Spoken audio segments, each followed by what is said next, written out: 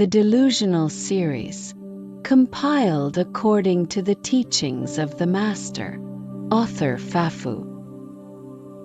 The Delusional Series, Part 13, Deaf and Blind.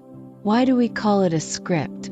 Because our consciousness, clouded by defilements and reinforced by habitual patterns, constructs narratives based on our desires. What we deem good is merely that which satisfies our cravings. Anything that doesn't align with our desires is labeled as bad.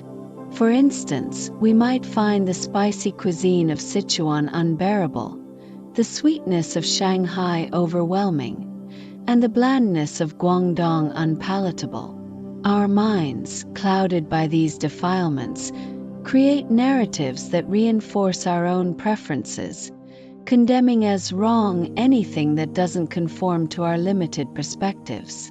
These narratives are further embellished by emotions and attachments, leading to a distorted view of reality.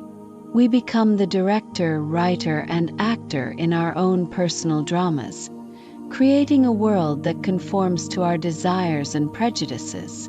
In the tale of Rashomon, each character's narrative is clouded by their own defilements and biases.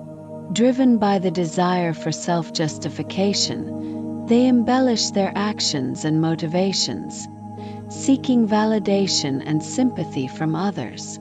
The robber, the murdered samurai, and his wife each present a self-serving account, manipulating the truth to cast themselves in the most favorable light. The robber seeks to be seen as a hero, while the woman feigns helplessness and seeks pity. However, beneath their facades, all are motivated by the same underlying desire: to protect their ego and avoid taking responsibility for their actions. They are trapped in a cycle of self-deception, constantly constructing and reconstructing their narratives to suit their own purposes. These delusions, born from greed, anger, ignorance, arrogance, and doubt, fuel our narratives. We become so engrossed in our self-created dramas that we lose sight of reality.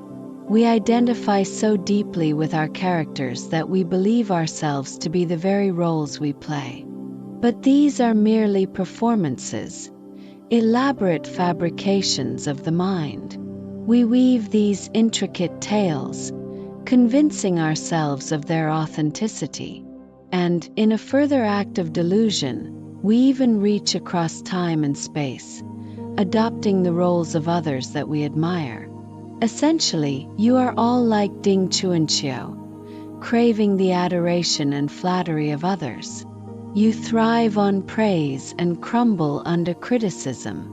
If someone doesn't elevate you, you seek to bring them down.